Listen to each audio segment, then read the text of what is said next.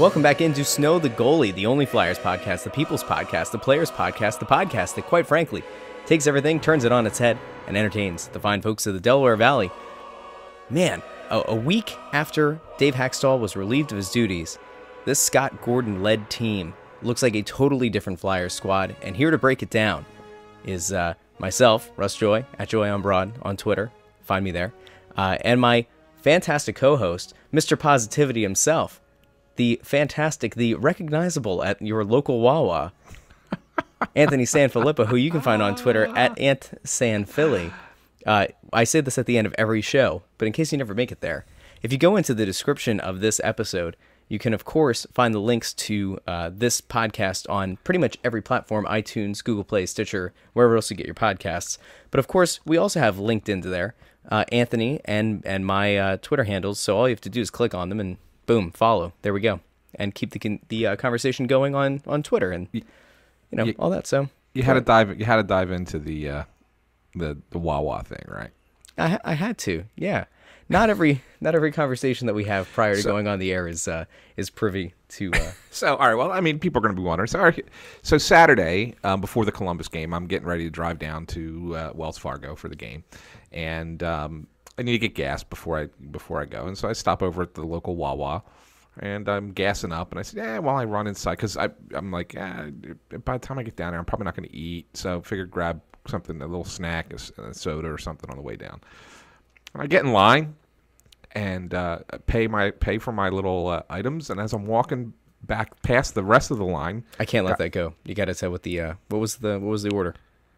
It was nothing special. It was like a little chicken salad sandwich thing. People want to know those little flatbread chicken salad sandwiches. Okay. And I'll tell you what, the drink was a Coke, but it was that 20-ounce can. Have you seen those? Yeah, like the pounder cans. Yeah. I like them so much better. I always like the taste of a Coke coming out of a can better than I do out of the bottle. Fair. I don't know why, but anyway. And so I'm like, well, if they have the 20-ounce can as opposed to the 20-ounce bottle, I'll get the 20-ounce can. And sometimes they have a 2 for $2.22 on those 20-ounce cans too, which is a nice little deal. But anyway, you know what place had that before Wawa? Sheetz, because Sheetz is better. Stop. We'll get into that later. We're not going to get into that argument. I would absolutely love to. No, we could. No. Yes. No. Yes. Anyway, so there's so many people that are like, yo, I'm going to definitely go click on these guys on Twitter right now because I have to go. I have to kill this guy. Yeah. They're going to kill you, not me. You know what the real debate is? They're not going to kill me. I believe in Wawa's better than Sheetz. I know that I've sidetracked this conversation, and people always get mad at me for doing this, but just as an aside, the whole thing, when you talk about Sheetz versus Wawa, and this is the thing that a lot of people don't get because they've just never lived anywhere else, in order for you to have an educated opinion on this, you have to live in an area where Sheetz was your only option and Wawa was your only option. Live in both of those worlds for at least a year and a half. Get the feel for the ins and outs of the menu, and then you can have an educated opinion. And that has been my life. I lived in Sheetz country, I moved to Wawa country, and I can say that I don't compare them because a lot of the things aren't comparable. Sheetz has a fryer, Wawa doesn't. Wawa's breakfast is really good, their coffee's better. Sheetz puts tater tots on things. Like they're really not comparable. They're both wonderful in their own ways. If you could put a Sheetz and a Wawa across the street, I would go into one to get a couple things, go across the street and get some things from the other. So if you haven't lived that life, you got to get there. All right, go ahead, back to your story. I'm so aggravated. Why? I'm just aggravated with this whole thing. No, this is good pod. Go ahead. And why? Do you know that there? By the way, you know there's a documentary that's coming out. It's probably propaganda. I'm not lying to you. There's a website and everything. Sheetz versus Wawa the movie. It's literally coming out. I believe it's coming out in 2019. Are you serious? I swear to you. I swear. Look it up. Okay. There's a Sheetz versus Wawa the movie. I think it's a documentary film that is coming out. I'm pretty sure it's coming out in 2019. Okay. Anyway, so I'll finish telling the story while you look that up, and then you can confirm that I'm correct. So I'm on my way back out of the line, and a guy stops me, and taps me on the shoulder as I'm walking past, and I turn around, and he's like, "Hey man, just wanted to let you know, I really enjoy your hockey coverage." And I'm like, "Oh, thanks, I appreciate it." And he goes, "Oh, by the way, I really like the thing that you guys are doing between periods." Now he didn't know that it was called the Press Row Show, but that was okay. But at least he's checked in, and he's watched it, and I asked him real quick where he's watching it. He's watching it on Twitter, so he's watching it through my Periscope as opposed to the Crossing Broad Facebook page, which probably means he's a follower of mine as opposed to a Crossing Broad specific fan. But I mean, I guess there is a crossover, so it could be both. And he thanked me for doing it, told us to keep up the good work, and he'll be tuning in.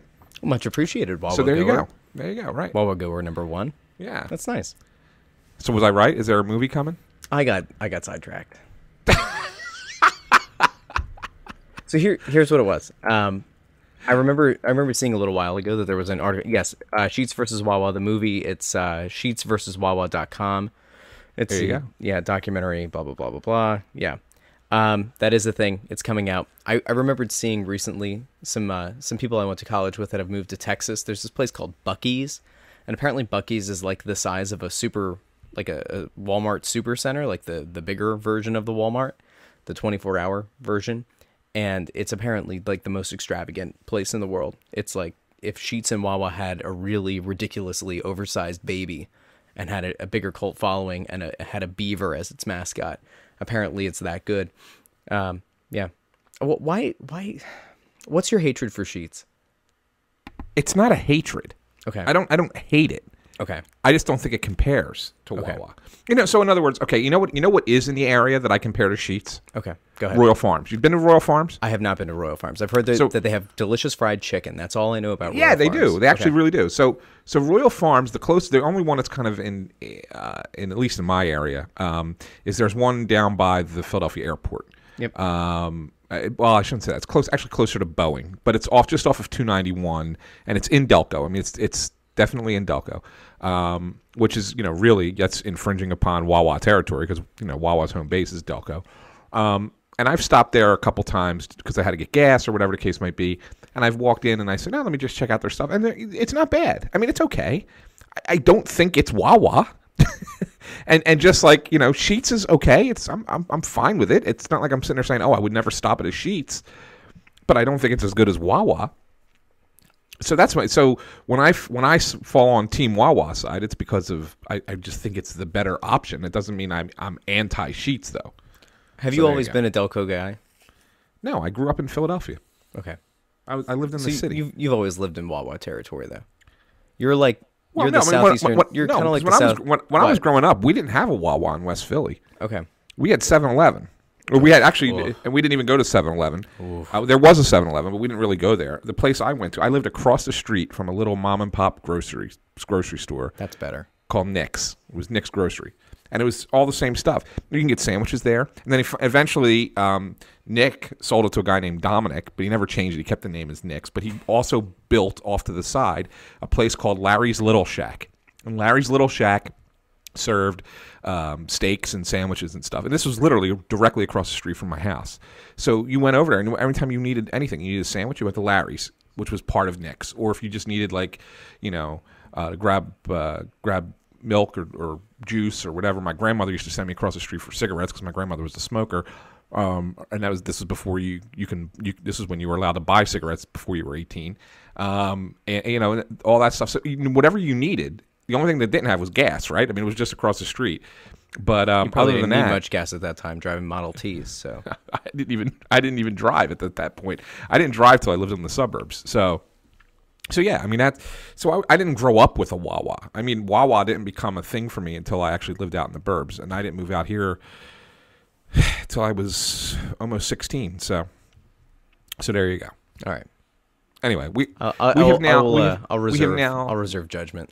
We've now wasted the first 13 minutes it's not waste. of a Flyers podcast talking about Sheetz versus Wawa. These are the real things that we have to...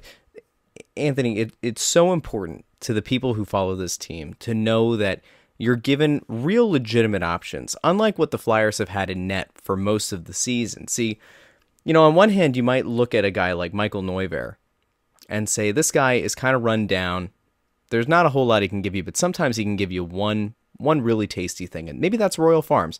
Maybe Michael Neuvirth is Royal Farms. He's that good fried chicken, but you don't want fried chicken every day, and sometimes it's going to come out too greasy.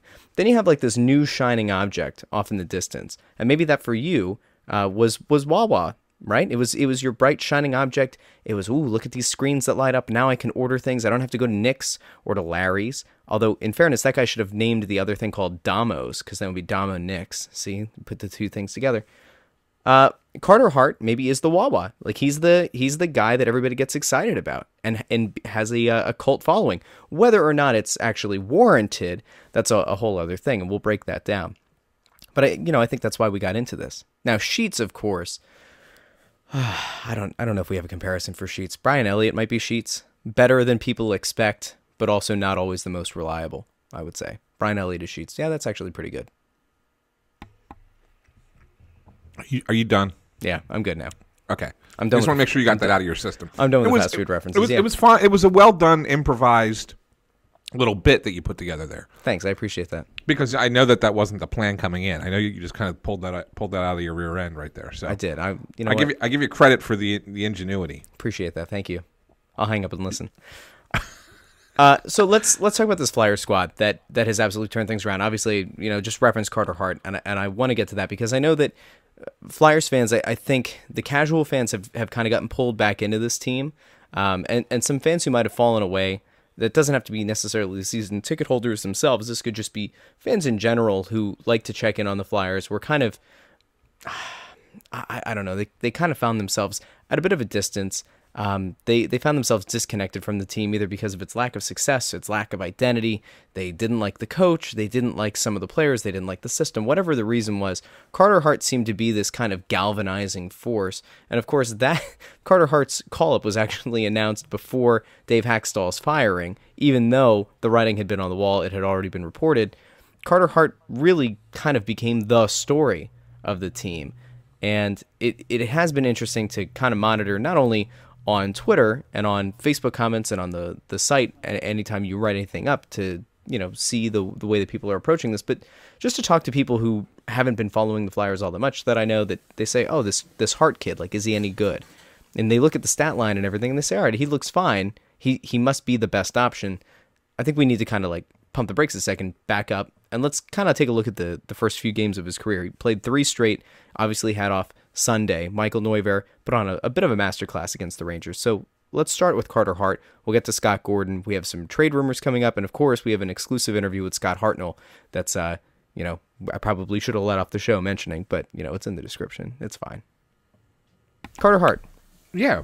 Well, I mean, I think Carter Hart has played well so far. I think in the 3 games, he's looked good. The game against Detroit, I really think that the Flyers really locked down their defense in front of him and didn't really force him to face many difficult shots.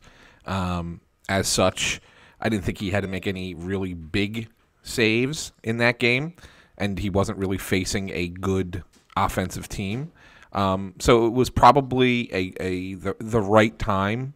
Or the right opponent, I should say. Do it at home in front of what is going to be a supportive crowd. And play against a team that doesn't light up the scoreboard, doesn't get a lot of shots on goal, and really kind of like let him work his way in. And so that was a good start. I was a little surprised that they went right back to him for the Nashville game. But considering Nashville was so shorthanded, missing 3 of its top 5 goal scorers, really missing, and Subban is the quarterback on their power play, so he's out as well. So really kind of limited offensive options on the Predators. I guess that was the rationale with going to Carter Hart a second time, again in front of the home crowd, and he had a nice game. Made a lot of saves. I didn't think Nashville got a lot of great chances on him, and I kind of thought his first couple of periods were a little shaky. I mean, he was making saves, but boy, he was leaving a few juicy rebounds out front. But I thought on the whole, I mean, when you make 30, 31, 32 saves, whatever it was in that game, that's not small potatoes. And I think that what the difference is that we had grown so accustomed to whoever was in goal for the Flyers, not named Carter Hart, would face similar shots, which should be routine. And one or two would find their way in, and that would be, deflating for the Flyers. And so the fact that Carter Hart is able to keep the, routine saves from getting behind him automatically gives him a leg up over any other goalie so far this year. Plus, of course, again, like I said, you got this great supportive crowd who's going to think they're cheering every save like it's the Stanley Cup playoffs. I mean, it's craziness what they're doing with this kid. Then comes Saturday, and you got Columbus. Now here's a team that's at full strength offensively, and their top line was just really good. Carter didn't have a bad game. Gave up 4 goals. Did not have a bad game per se. There were 2 goals which he felt like he should have made a save on. Talking to him after the game. The first goal, even though it comes off of an Ivan Provorov turnover and ends up being a nice series of passes by the Blue Jackets, shot comes from the high slot and just beats Hart low glove.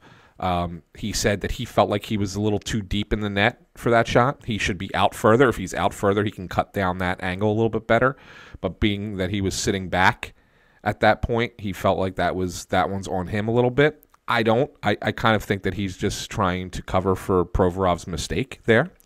So I kind of give him a pass on that one. The second and the third goals, he was really hung out to dry. One was a bad line change, and the other one was a turnover at the blue line by Voracek, and both of his defensemen on the ice at the time, which were Provorov and Sanheim, got caught a little too high, let 3 guys get behind him. He had no shot. I mean, really had no shot. He actually made a beautiful save on the second goal. He made a beautiful save on Cam Atkinson with his right pad, and then the rebound went back to Atkinson. He couldn't. There was nobody marking him, and Atkinson just puts it in the net. So I don't put either of those on Hart either. The only one that I kind of sit there and say he should have that is the fourth one, and I was arguing with people on Twitter about it because it comes off of it's a set play and it comes off of a face-off, and it was really fast. And the fans are right; it was a quick shot. But Artemi Panarin, if I can say that name 30 times in a row, Artemi Panarin takes a shot from he's a right-hand shot on the left side of the right circle, so he's in shooting position already, and he's a little bit off from where Claude Giroux is, who's marking him. And Couturier loses the face-off, and the draw goes right to Panarin, and he takes a shot, goes between Gudas's legs, and goes through Hart 5-hole for the fourth goal, and that kind of gives Columbus the 2-goal cushion that they need going into the third period. And when I talked to Hart after the game and asked him about it, he said, I need to make that save because it's a set play that they tried earlier in the game, which is not anything that I had, to be honest, that I had noticed. But he says they tried it in the first period. Same thing. They put Panarin in that spot, and he drifts a little bit further up the circle so that he gives himself space away from whoever the forward is that would be right next to him. And in this case, when the goal happens, it was Claude Giroux. And they try and take a quick shot. The puck. It's more the center will try and tie up the draw and kick the puck into a space, and then Panarin comes in and takes a quick shot. It didn't get through the first time they tried it, but this was the second time they tried it. And Hart says, I need to recognize that he's in that scoring position and get myself ready for that. He says, I wasn't ready for that, so that one's on me. And so even though, yes, it comes through a screen, even though, yes, Radko Gudas, doesn't get out of the way, or Giroux doesn't get to the shooter, it doesn't matter. In that instance, Carter Hart knows that if he's got the first reaction has to be, I got to take away that shot, and he didn't. So, did he have a bad game? No. I thought he actually had a pretty good game, even though he gave up 4 goals. But it's little things like that, and I think he's got the right demeanor and the right attitude. Like he's not crumbling under the bright lights of the NHL. I mean, he looks at it and he says, yeah, that's something I gotta learn from that. I gotta recognize that sooner. He's identifying what he needs to identify on the ice, and it's not anything structural in his own game. It's not like it's not like he's misplaying something. It's that he's got to identify situations faster because and he also admitted that kind of shot is not something you see in juniors or at the AHL. Okay, that's something you're only seeing in the NHL. A set play with that speed coming at you that quick. And so he's trying to recognize situations, and that puts him light years ahead of most 20-year-old goalies, right? So yeah, I'm not sitting here killing the guy by any stretch of the imagination.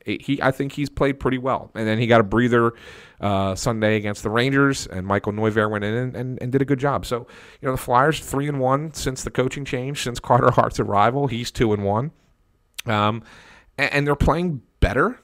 I'm still not loving the way they're playing, but hey, you win 3 out of 4, and it's starting to look a little less dire than it was the way it was looking when their last road trip. I think the stat that John Bork had said after the Rangers game was something to the effect of the Flyers in games where they had scored 3 goals or less. I think they had 1 win in the last, I think it was month, and under Scott Gordon they have 3 of those wins. 3 wins when they've scored 3 goals or less in his first week on the job. So, it seems like they're playing a more fundamentally sound game in a lot of ways. They're playing a cleaner game, and it's not resulting in a lot of these lopsided kind of games that became a somewhat defining measure, I think, or like a defining legacy of what Dave Hackstall's team was towards the end, where people who were real Hackstall haters would just constantly point back to, well, there was another 4 or 5 goal lopsided loss. You're not seeing that with Gordon. Now, of course, the sample size is still tiny, and they haven't played all of the best competition in the world. I mean, that Detroit game, obviously, Detroit's not a good team. Nashville was without PK Subban, although they're still a very good team. Columbus is a solid team. I wouldn't say that they're, They give the Flyers problems every time they play them. They do, but I mean, a lot of teams... In fairness, a lot of teams recently have, in the last year or two, have given the Flyers problems. So, I mean, Columbus does a good job against the Flyers, but I don't think I'd put them up as a perennial cup contender even this year. So, I don't know. Those are, I guess, a couple things. Now, I think the thing that I was more impressed by with Carter Hart, at least after the first game, is, people were asking, it might have been the Thursday game against Nashville. In his post-game remarks, people were just kind of asking about, the differences between his first game versus that second game and what that meant to him and what felt different, what felt the same. And one of the things that he said, it definitely was Thursday, because he said that after the debut that he made against Detroit on Tuesday, he got on the phone and spoke with a sports psychologist who he's been speaking to, I guess since he was at early mid-teens. And he said that he wasn't happy with how he kind of got him overwhelmed in the moment, and that he needed to kind of refocus and kind of like find his baseline, find his medium again. And we talk a lot in sports, especially in the current sports culture, with mental health. We talk about the importance of guys being aware of themselves and being aware of what's being said about them, or maybe kind of tuning a lot of that stuff out. Carter Hart, I think, for a 20-year-old kid especially, is a very impressive young man.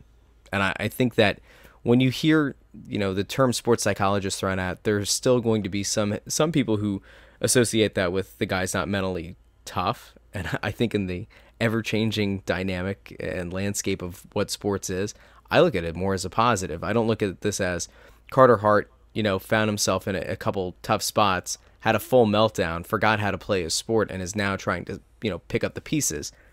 Him speaking to a sports psychologist has been a thing that he's done for, I don't know, almost half of his life now, or a quarter of his life. And I think it's not so much of trying to put the pieces together, it's making sure that the pieces don't fall apart at any point. And if it starts to feel like things are getting away from him, it kind of like what he said, you just kind of refocus and you find that baseline that you're comfortable with, and you don't lose yourself in the moment, and especially with all the pressures that come with being an NHL player. So I'm at least very encouraged by that. I don't know if that's something look, it's sports. And yes, it's a job, and yes, it's constant competition. But I mean, look, we all work in competitive marketplaces, right? I mean, we all do in a lot of ways. And sometimes you're going to be at your best. Sometimes you're not going to be at your best. And it's not like, you're going to lose your job if you have a bad day. Right? I mean, Yeah. you would have to have a really, really bad day to lose your job. You, me, every normal guy would have to have a really, really bad day to lose their job for one day. So if you have a bad day, bad game, you just got to put it out of your mind. And so, like, I'm impressed with him, and I'm impressed with the fact that he's very level-headed. And if he chalks that up to being able to talk to a sports psychologist since he was 11 years old, then great. You know what? Good for him. I'm not into that. Like, I don't feel like I would ever need to have someone else kind of get me in the right frame of mind. If I can't be in the right frame of mind to do the job that I need to do, then I shouldn't be doing the job that I'm doing.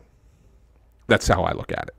So I don't buy the generational divide between Russ and It's Anthony not a generational continues. divide thing because because these guys have existed for a long, long time. I mean, the Flyers have employed a team sports psychologist for decades.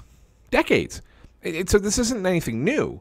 I'm just maybe I'm a curmudgeon, but I don't see it. I don't see the need for it. I don't see the need to be speaking with someone to know how to get past, I've been struggling in my game.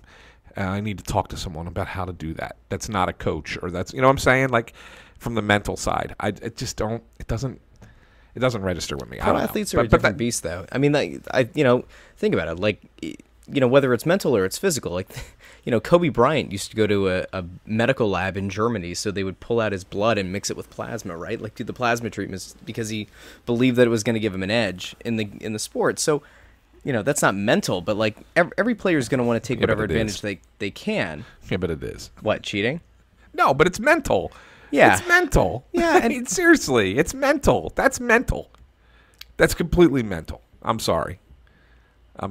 I just think that what it comes down to is that there are some people who can do something well and some people who can't do something well, and the best of the best are the ones that end up playing at the highest level. And sometimes there are guys who are not quite the level that they need to be, and it doesn't mean that they're bad. It doesn't mean that they stink. It doesn't mean that they suck. It just means that they're not. Some people are wired differently. I don't know. Yeah, but it doesn't make sense to me. I don't know. To you, it doesn't. To some, it might. Yeah, and I get it. But I don't know. Look, I'm not sitting here saying, I'm not trying to make it sound like I'm being dismissive of mental health, because I'm not. There are certainly people who need, to speak with someone or to work with someone to deal with mental health issues. But I don't consider sports, unless you actually have a mental health issue, I don't consider sports a reason to need to need to speak with someone about your mental approach. You're in in other words, to get to the professional level of your sport, in any sport, to get to the top league in the world of your sport, you have to be good. Yeah. You're right. I mean, you have to be good. So you have had to have been able to deal with, chutes and ladders throughout your career, from the time you were in youth sports through collegiate or junior sports, whatever sport we're talking about, to minor leagues, to the professional level. I mean, you've had to deal with this, and you've succeeded at every level till you get to the top league in the world. So why now all of a sudden do you not? Are you not capable of it? I don't know. I feel like there's a debilitating pressure that could come with realizing that you've reached the pinnacle of what any player would hope to become, which is a professional player on one of few teams in what it's considered the best league in the world at your respective sport. Like, I think if you get to that kind of a place, there are a total different set of external factors that now kind of weigh on you. Like if you're playing intramural hockey, you're not going to have that. Even if you're going through college, like, all right, there might be some pressure, and maybe you speak to somebody about it. I mean, I think I understand the crux of your argument, but it does come off a little bit dismissive. But I think I know what you're getting at. I don't look at this as like, again. I'm not trying to be dismissive. Again, if there is a professional athlete who has, real mental health concerns, and they feel like they need to speak with a professional about their mental health concerns, and in the process of those discussions, they talk about their job, which would be natural. To me, that's totally fine, I don't begrudge anyone that.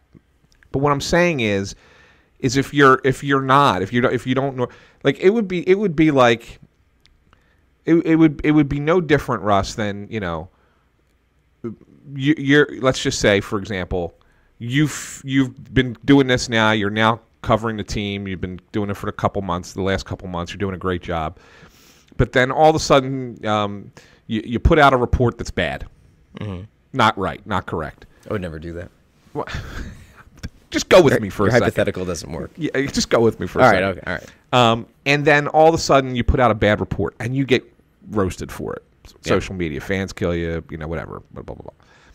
And it would be like, at that point, this very strong-willed, smart, talented individual that you are would suddenly now have to go speak to a professional because, oh my God, I screwed up one thing and everybody killed me for it, and I don't know if I can do my job the right way again. Yeah, well, I don't get it. I think that's why I don't want to keep spinning our wheels in this part, because I don't know how many people are gonna. I don't know. This isn't quite like Sheetz and Wawa, but no, I think it's just we're all wired differently. I mean, some people face adversity very differently. Like, I remember when I started writing for the site, and or like when we first started doing the flagship podcast for the network. Like, I remember getting a couple little bits of praise on Twitter and feeling like really good about it, and then somebody would come in with like a scorching hot, takedown of something I said on the show. And at that point, when I first started, I was kind of like a distant third voice on the flagship show. And I was deferring a lot. So I was like, wow, like, for somebody to come at me so strongly about it, like, that really throws you off. And like, I remember comment section on the website initially, I was like, oh my God, like, if somebody, killed me for something, I was like, oh my God, like, am I doing the right thing? Like, should I even be doing this? So, it wasn't a thing where I like had to go talk to somebody about it, but like, I don't know. I guess I'm wired a little bit differently than some other people might be. Now, if somebody says something negative, like, it doesn't bother me at all.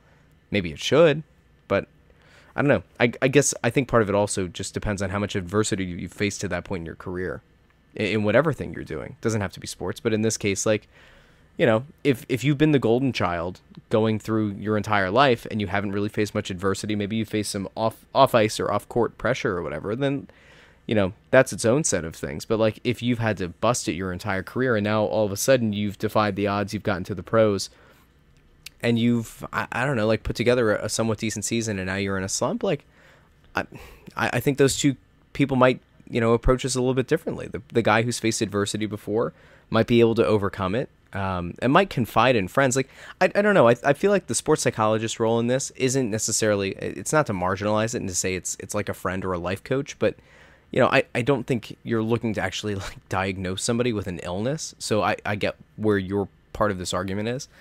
But if it's somebody who's just is trained on kind of focusing, or getting a pro athlete to kind of focus back in on the task at hand, and to, I don't know, encourage them, to coach them through letting the bad moments kind of slide off, then I think that's, it's not a bad thing for somebody to go for that. And if that's not your speed, then it doesn't have to be. I don't really know if it's my speed, but like, you and I are also not professional athletes. If anybody has any question about that, they should come out to the Press Row show and come take a look at us. We are certainly not going to get confused as pro athletes, that is for sure. But who was a pro athlete and is happily retired at this point, Anthony, is a good friend of the show now. I think we can now call me a good friend of the show. That would be Flyers great Scott Hartnell. And so before we get into anything else, outside of fast food and and sports psychology. Let's get to our exclusive interview with Scott Hartnell. Do you want to explain how this whole thing got set up and when it went down? Because we were very lucky that day, I would say. Yeah, no, it worked out really well, and I really want to thank Scott for agreeing to do it, and then also to the Flyers for sneaking in some time in the middle of a very busy schedule that they had for him. So they decided to have a Scott Hartnell retirement night on Thursday down at Wells Fargo. And it really worked out well because Hartnell's the other two teams that Hartnell played for besides the Flyers were the Nashville Predators, who was their opponent on Thursday, and the Columbus Blue Jackets, who were their opponent on Saturday. So it was kind of a cool thing to just say, Scott, who still lives in Columbus, him and his wife and son, why don't you come in? We'll bring you in on Wednesday. You stay through like a long weekend leading into Christmas, and you can just kind of hang out and see your former teammates from two teams. They happen to be back to back, so that's where they set it up, and so they had a Scott Hartnell night. And when I had heard that they were going to do that, I knew that there was going to be a lot of things that they were going to have him do. So my thought was, well, let's see if Scott would be willing to do it. We don't have to record it Thursday. We can do it, the day before when he gets in, or we can meet him on Friday. I knew he was going to be in for the whole weekend, or whatever the case might be. We could find a time over the course of those 4 days, whenever would be available to him, to record it. And so, of course, Scott agreed, which was great. I mean, and I say at the beginning, you'll hear me talk about it at the very beginning of the interview. He really is one of the all-timers as far as media player relations. I mean, the guy was always a good guy to talk to, always a good quote, always willing to talk to you, understood what our role was and our job was, and what his role was in return, and really was a well-liked guy in the locker room, so he had a good feel for what that room was like. So when he agreed to do it, he said, yeah, let's do it Thursday while I'm down there. So it's like, okay, let's see what their schedule's like. And his schedule was packed. I mean, they had a lot of things for him to do. And I got to thank Shannon Bowes from the Flyers, who was basically handling, all of the stuff that he was doing that night. And she said to me, are you guys comfortable recording once the game begins? Because she says, I have a 15-minute window right after puck drop. So, of course, I talked to you, and you were cool with it, and we went down, and so we set up in the NBA visiting team's locker room, which is right across from the Flyers locker room. He went out onto the ice and did the puck drop, and then came back in, and he had somewhere else he had to be upstairs, but before he had to go up to do, I think he had to do actually a media availability, as a matter of fact. He came in and sat down with you and me for a good interview, which was kind of cool. And we just talked about some things, some memories, and the like. And if we had more time with him, we would have been able to get even more great stuff from him. But we could say, one of the things we didn't really dive into in great detail. I do ask him about it at the very end quickly. Scott's moving back to the area. His wife's actually from Bucks County, and her family's still up that way. As a matter of fact, the weird thing is even though she's from here, she didn't meet him until he was in Columbus, which is crazy. That's weird. Yeah, I know, right? So they now have a son, Wesley. What a cute kid! Really adorable son. And he's moving back to the area. He's doing a little bit of work for the NHL Network right now. And on Sunday night, if people watched the game against the Rangers, he was doing a little pre- and post-game show. He was good at it. For NBC Sports and did a nice job. So I have a feeling we're going to be seeing a lot more of Scott Hartnell around, maybe on TV, doing some analysis of Flyers games in the near future. So, well, without further ado, I guess let's jump right into Russ and I meeting with Scott Hartnell Thursday night at the Wells Fargo Center. Now, Russ, I know that you're like a fanboy, right? I mean, you grew up here. You were 17 years old when Scott Hartnell came to the Philadelphia Flyers, so you're a little bit of a fanboy. Thanks for aging me on that. Yeah, that's all right. But in my 19 years of covering this team, Scotty is one of the top 10 guys in that locker room to ever talk to. And so I'm really thrilled to have him on the Snow the Goalie podcast. I think it's one of the best guests we've ever had. We've had general managers, we've had other players. This is one of the best ones. So Scotty, I really do appreciate Thank you. Time. Appreciate the kind words. Yeah, it's great to have you back. First, I guess, what's it like for you to come back here, retirement night, and to be treated like this by the team in front of these fans? Yeah, I was shocked and honored to, when Mr. Holmgren called me and said they were going to honor me and have a suite for my family and things like that, and just seeing the video tribute, I guess, before the puck drop, just so many good memories, so many good times. Obviously, this was kind of the prime of my career, the 7 years. So just excited to call this home, and just loved being a Flyer when I was here.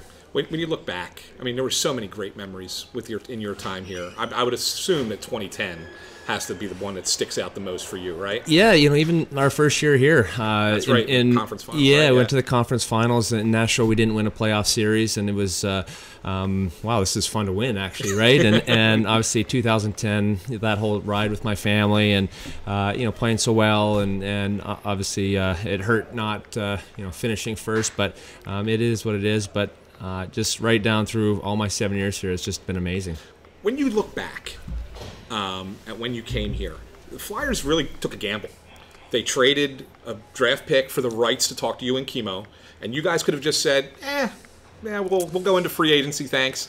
What was it about the team and the pitch that they came to you to say, you know what, I'll give up the opportunity to go to free agency to sign with this organization? Well, number one, I think it was just Homer's honesty. He wanted us. He picked us out of numerous free agents, I guess, and he was giving us the speech. I ended up signing first. I was obviously talking to Chemo. He's one of my best friends, and after I signed, I'm like, hey, Chemo, you got to sign here. It's awesome. Like we got a good team, So I was giving him the pitch as well, and right. They ended up coming to terms with him as well. But going back, if I could go back, I would do the exact same thing.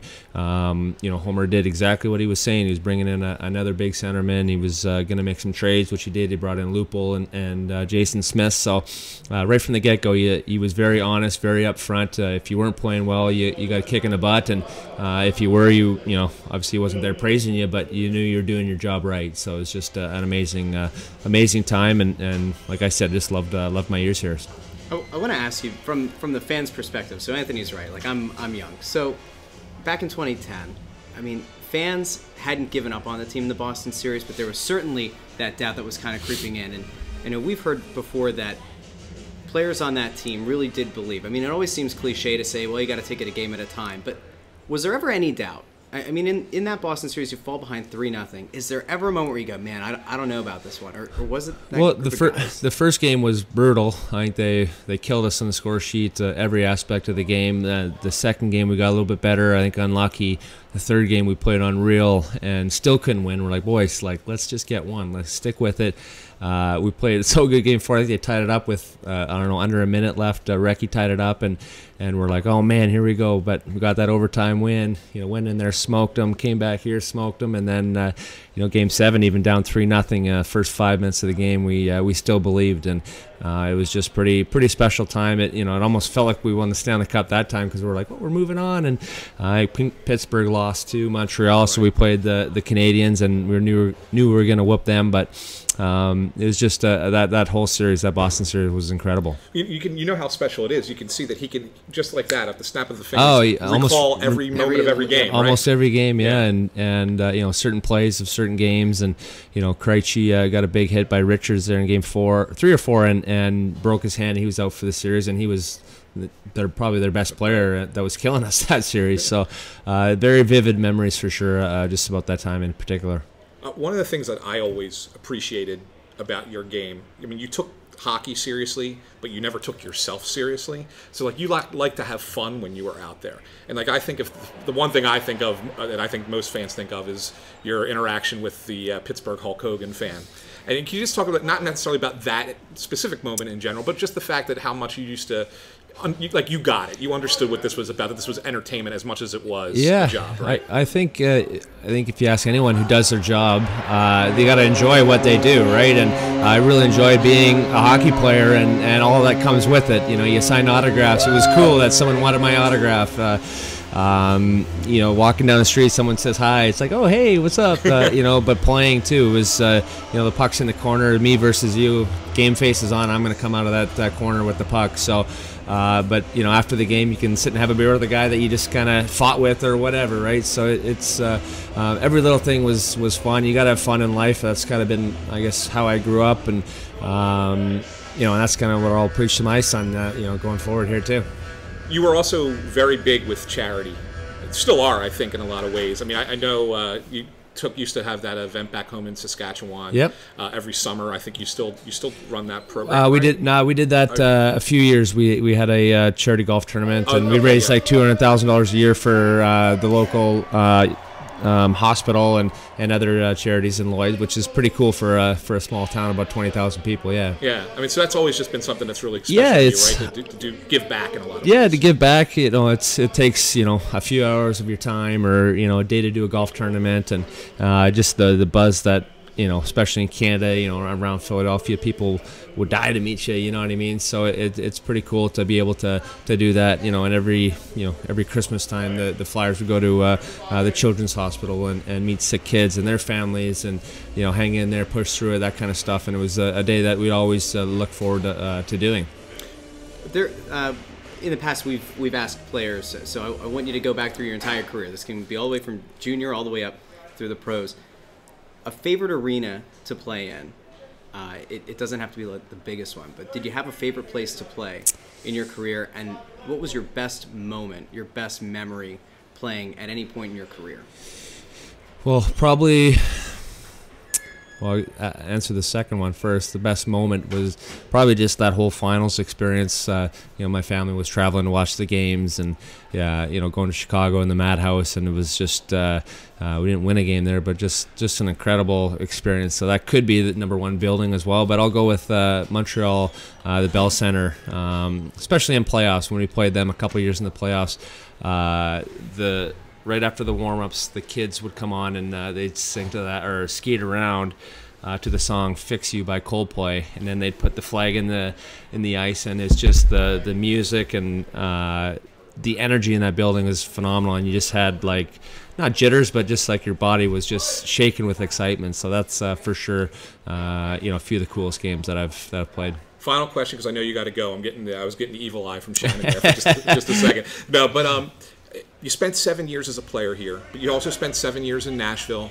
You still technically live in Columbus, but rumor has it that you're moving back to the area. Yeah. What brings you back to Philly? Why here? And the second part of the question is, what's next for you? Well, family's a big part of my life, and my wife's family, extended family, is around, and, you know, it's nice to grow up around grandparents, and her sister has a couple young kids as well. So, you know, family would be probably the biggest thing. All my family spread out all over the place. And as for going forward, I don't know, a lot.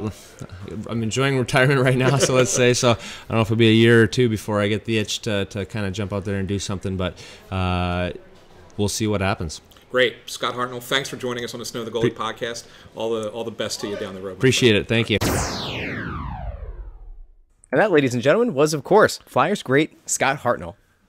Really fun interview, Anthony. Really, really good stuff.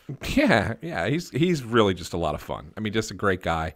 I'm really excited that he's going to be back in the area. Like, I think that it was, I think he's going to be pretty involved. We're gonna see a lot of Scotty, and that's a good thing, because he was one of the good guys, really one of the good guys for this organization in this in the past decade, and the fans are going to be happy that he's back around. Well, speaking of seeing Scott Hartnell, they the video for that interview that we did, crossingbroad.com has now hired a full-time video guy who is supposed to accompany us to interviews that we're going to be doing with at least one or two other people. You know what? Since we're on the topic of videos, and, you know, at some point on the website, I'm sure the video of us with Hartnell will go live. So make sure you check that out. And I think it'll be going up on a bunch of the different Crossing Broad social media platforms. I think they were talking about doing like Twitter and Instagram, probably Facebook, somewhere on there. I think we need to address an elephant in the room. We had been teasing for a while that there was one, maybe two guests that were lined up for Snow the Goalie, and do we pour one out in this moment? Do you want to reveal So one of them, some of the news. yeah. So one of them was one person who had agreed to do the interview, which now is not going to happen, was Dave Hackstall. And it was funny because if you go back, Hack had originally agreed to do it. It was before the I think it was end of November, beginning of December. At the latest. It was before. Oh no, I know what it was. It was before Hextall was fired. Yeah, and so he had agreed to do it, but had told the PR guy, "Hey, we need to just ask them if they can just hold off because of what's going on, blah blah blah." And then they had lost like back-to-back games, or they had lost 3 in a row or something. He wanted us to interview him in the midst of not a losing streak. Not a losing streak, and then of course Hextall gets fired, which made it crazy. And so then I had double checked in again to say, hey, now, even though this is all happening, does this change anything? And the Flyers confirmed with Hackstall again, and Hackstall said yes, he would do it as soon as they came back from the road trip. So we were like, oh, this is perfect. And so we had somebody else. We have a couple other names that are in the hopper for interviews. And so we had set up a situation where Hackstall and another Flyers organization member would record on the same day. So we would have gone over to Skate Zone and recorded both interviews at the same time. Well, not at the same time, but the same day. Same day, and then use them for 2 different podcasts. So they come back. They come back, of course, from the West Coast trip, and Hackstall gets fired. So we lose Dave Hackstall as a guest. So it was nice to get the Scott Hartnell one to kind of stem the tide between now and the next interview. We still have a couple more in the hopper, and I will tell you that our next one will be with a player. So we will have a member of the team that we've already put in. To be honest, we didn't even officially put in a request. We just kind of suggested it as an idea, and then Zach Hill, the Flyers PR guy, one of the best PR people in all of sports, wins the Dillman Award multiple times. As not just him, I mean Joe Seville and Brian Smith as well. They're the entire PR team has won the Dillman Award. But we were just having a conversation about the potential of asking for this player. And Zach got back to us and said, "Already talked to him. He's in. Just give us a day, and we'll do it."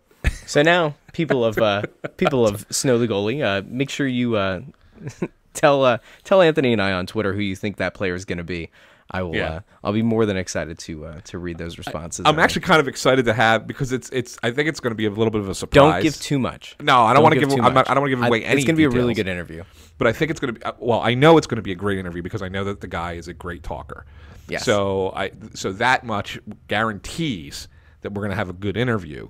But I think it's going to be. I think it's going to be how it's going to be received. I think it's going to be really well received. Let's put it that way. I do too. I think it's going to be a lot of fun. So yeah, it'll be fun. So while we lost Dave Hackstall, which is a real bummer, I had a lot of very good questions lined up for him. I was actually proud of some of the questions I came up with, and now they're gone. I don't know. Maybe we have put in at some point.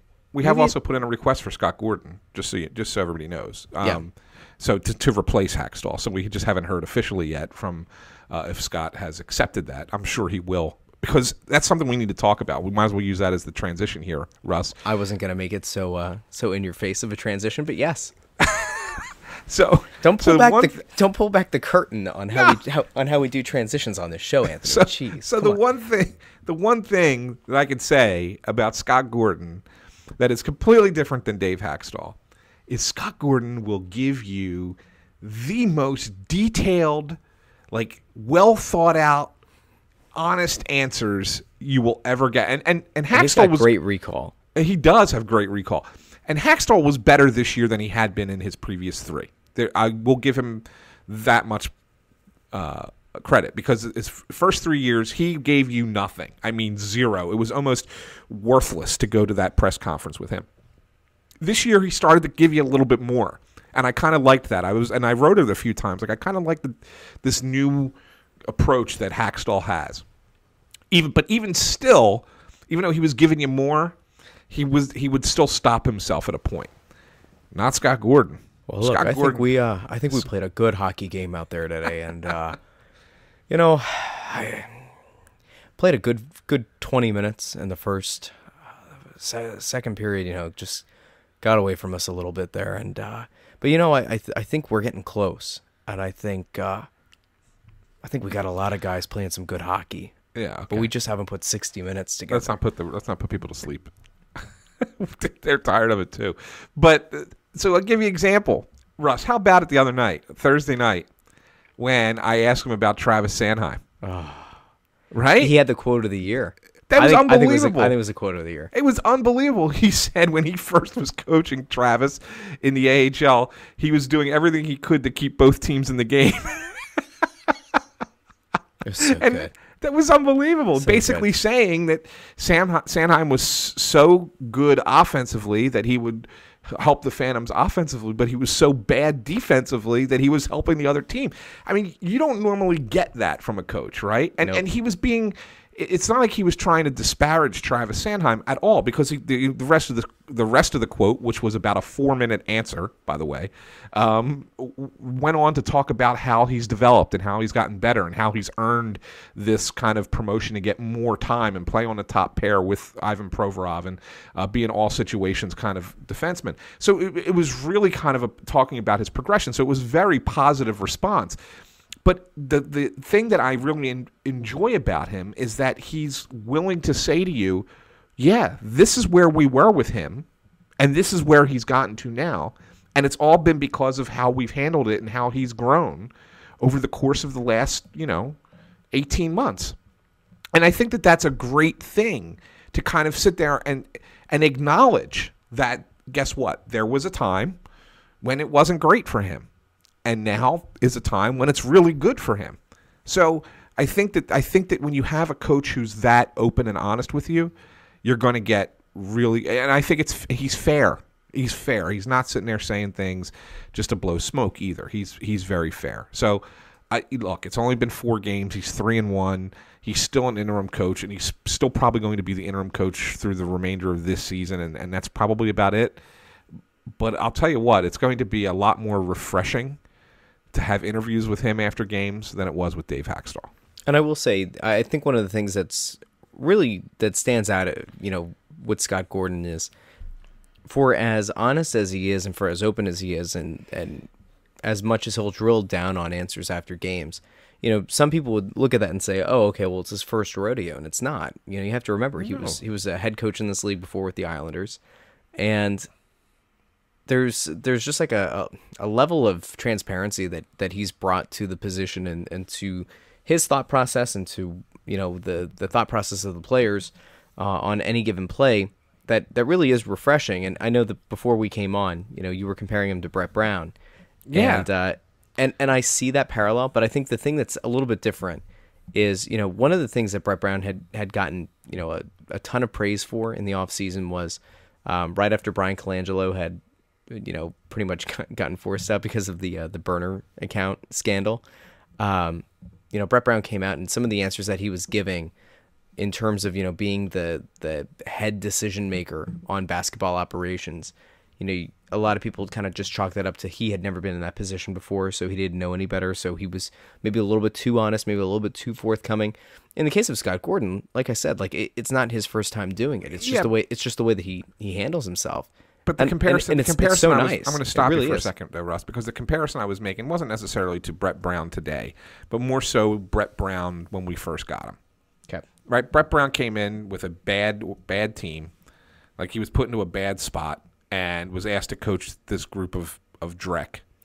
Now, the Flyers are a little bit better than the Sixers were when Brett Brown took over the Sixers, but it's the same concept, right? I mean, it was the same kind of thing, that you're going with a guy who's been around the league. Now, Brett Brown had never been a head coach before, but Scott Gordon had. But Gordon's tenure in New York was very short, but he had been in the league for a while as an assistant before that, and et cetera, et cetera. So you have a very similar thing. They come from the same relative area up in Massachusetts. They sound alike. And they're very open and honest with you, and I think that's a good thing, and it's very disarming. And what I mean by that is that if your team's going to have a bad game, right, and you know that the media is going to be coming at you with a bunch of, real hard questions. If you give them a couple of like lengthy, honest answers early, you're gonna take the poison out of their pen. Bingo. Right? Yep. I mean, that's what you're 100%. doing. Yeah, and so like I think it's a very smart approach by Scott Gordon, and it's something that not a lot of people figure out how to do in professional sports, especially coaches. But he certainly has it. He's certainly got that style, and so that's a good thing. Yeah. One of the questions I asked him on Tuesday, I think it was the last or next to last question in the press conference, was just Sanheim had come up a bunch of times, and obviously it was Carter Hart's first game, and I had asked him if he felt as if he kind of had to bear some of the responsibility of kind of being like a pillar of consistency for guys like Sanheim, for Carter Hart, for some of these other younger players that have worked their way up through the organization, and specifically guys that he had coached in the Phantoms, just to kind of give them some kind of stability, especially with all of the flux, the organizational flux that had gone on because of the firing of Hackstall and Hextall. And he kind of said yeah, but then he also gave that really great nugget about the fact that when he was first named interim coach, the first guy to call him, or one of the first guys to call him, was Dave Hackstall. Yeah. Which was really interesting. And he was like, I don't think I told anybody this, but, and then he kind of went on that. But, I think there's a real refreshing level of honesty here. And I think that fans have, I don't think fans are going out of their way to say how much they love Gordon, because I think, it's just like anything else. I think there's that large chunk of the fan base that had hoped that the initial report that Hackstall had been fired and Quenneville was waiting in the wings and was, about to come in. I think that group, found themselves a little bit frustrated, confused, misled in a sense that it didn't work out the way that they expected it to. And so they're like, well, who's this Scott Gordon guy? And then you look back at his record with the Islanders and you're not totally sold on it. But then you look at what he did at the AHL level, and especially what he had done, in terms of, working with a penalty kill, and then you see how that's been working out for the Flyers in this short tenure. Like the PK in a lot of ways looks a lot better, and that would have been a thing that you and I had talked about.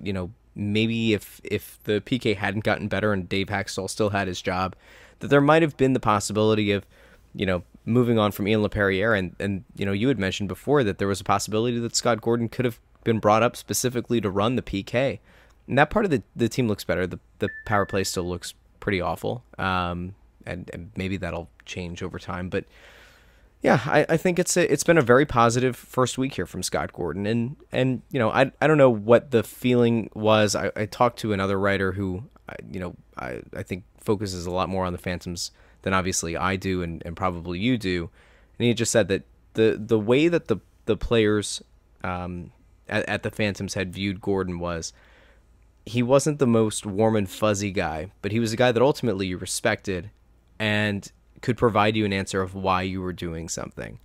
And those guys felt like they were getting better. Now, whether they wanted to send him a Christmas card, might have been a different thing, but they had respect for him and they recognized the fact that he was helping them develop as professionals. So I think that's a really tough balance, a tough tightrope to have to walk, but it seems like he's done it well. And you look at some of these guys now that have come up in recent times, I specifically look at Travis Sanheim, and I say, man, like there's been a lot of development that's gone on, and there was clearly a lot of development that was done, in part by Scott Gordon.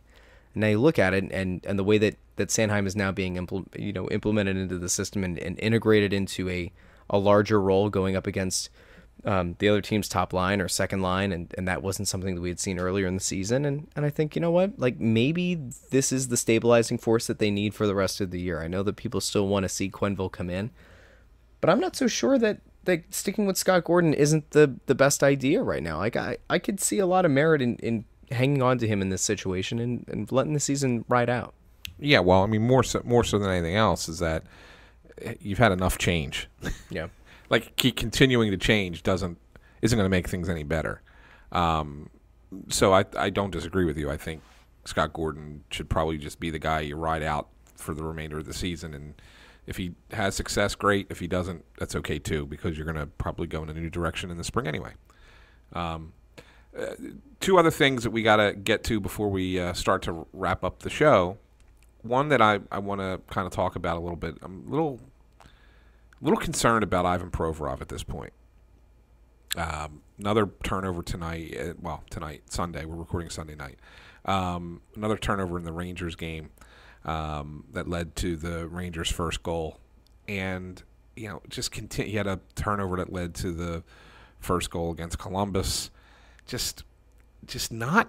I never thought it would last this long, Russ. I never thought that his struggles would go 34 games into the season, and yet it is. I almost wish we would just find out that there's an injury that he's trying to play through. Yeah, but that's the explanation, but that hasn't been a thing. No, I don't think he is hurt. There haven't been whispers about it. There isn't anybody dropping any kind of, don't report this kind of secrecy. Like there's nothing. It's just he's just totally fallen off a cliff. Yeah. Now I'm not saying that he needs to go talk to Carter Hart's sports psychologist, but seriously, his drop off in play has just been.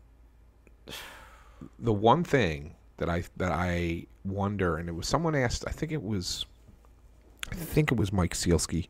I don't want to say with 100% certainty, but I was in the scrum with Paul Holmgren when they fired Hextall, and they were talking about a bunch of different things. I think it was Sealski who asked about Provorov and asking that because they were talking about contracts and, Hextall would, with Simmons and with Provorov. And I guess the follow-up question might have been, is the fact that Ivan Provorov doesn't have a contract extension kind of weighing on him and affecting his play this year? And Holmgren's initial response was, no, it can't be that. But then he kind of backtracked that answer and said, well, if it is, it shouldn't be. And it made you think that maybe they feel that that's a possibility, that he's worried too much about what his new contract's going to be, and that he's letting that affect the way he's playing. Well, and the fact that Hextall said that they weren't even remotely close in that negotiation going into the season probably would weigh even more on him, and then knowing that every game that he goes out and plays poorly, he's costing himself potentially. Yeah. Costing himself money, though in fairness, like when you know what Provorov can be and what he projects to be, you'd also have to think that from his agent's standpoint, like, you're not going to take this massive, pay hit, but you are in the midst of a negotiation, and he certainly hasn't played himself into, a bigger deal at this point. Right. It is strange. It's weird because it was him and it was Ghost. And Ghost still is not good either. But I'm kind of okay with Ghost not being good because, to be honest, I never thought he was going to be much more than what he really is. The only thing that my concern with Ghost is that he's not getting shots on goal, and I think that's been a negative for the power play. Yep.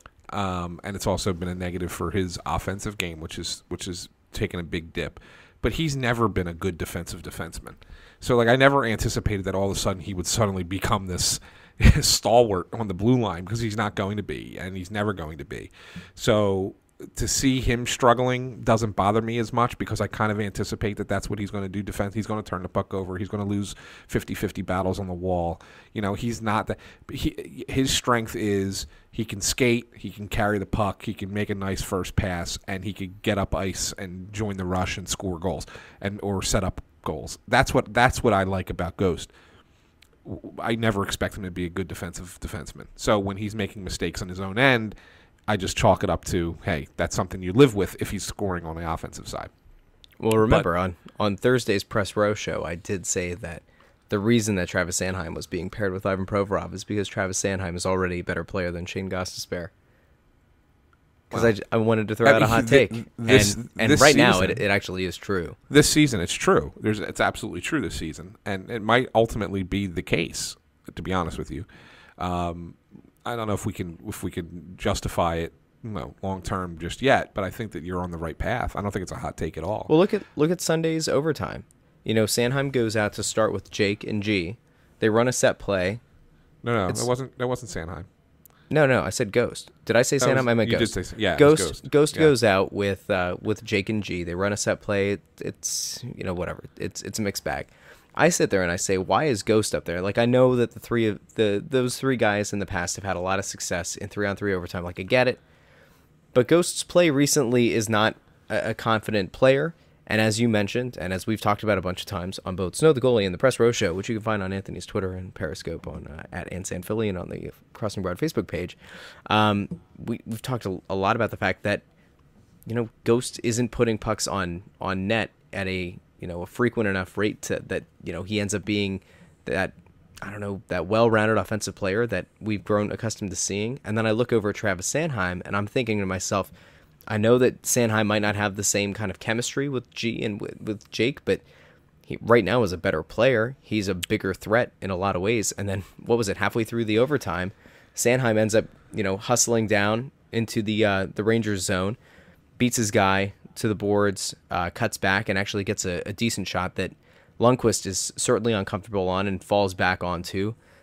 I think he generated more offense in that one individual rush than Sanheim did in the majority of that overtime. So I don't know. I think it's a really tough spot to be in. Again, it's great to see a guy like Travis Sanheim flourishing in the role that he's been put into.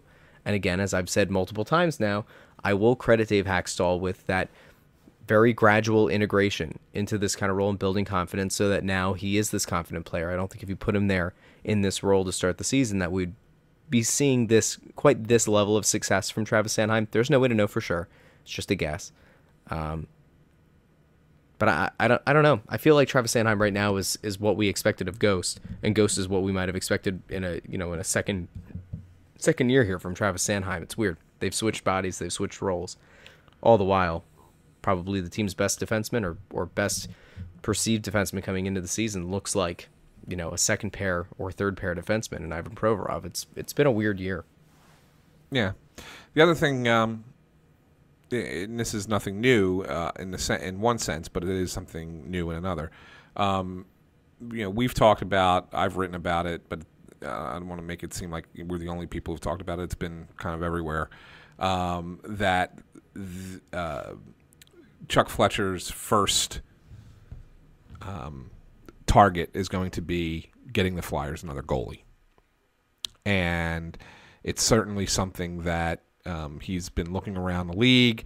I had heard several names being discussed. Corey Crawford in Chicago, who's out with a concussion. Craig Anderson in Ottawa. And Jonathan Quick in Los Angeles. And we kind of dismissed Jonathan Quick as a real option because of his contract and how much he's being paid and how much more term is left on it.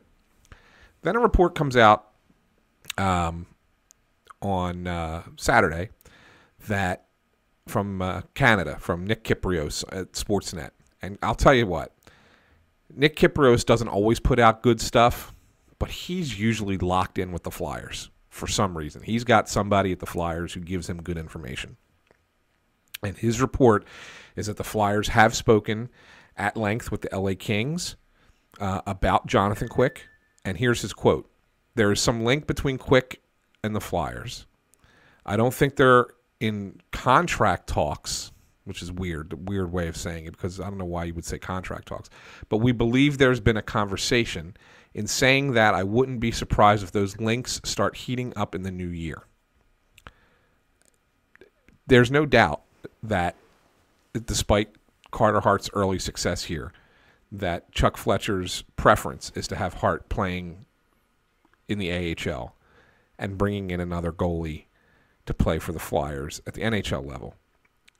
Keep in mind that Brian Elliott may have to, may need to get surgery again. They're going to try and make it so that he doesn't. Hope he comes back after the new year. I think that there's still that possibility. I don't think that they think much of Anthony Stolarz or Alex Lyon as far as, real anything more than stopgaps.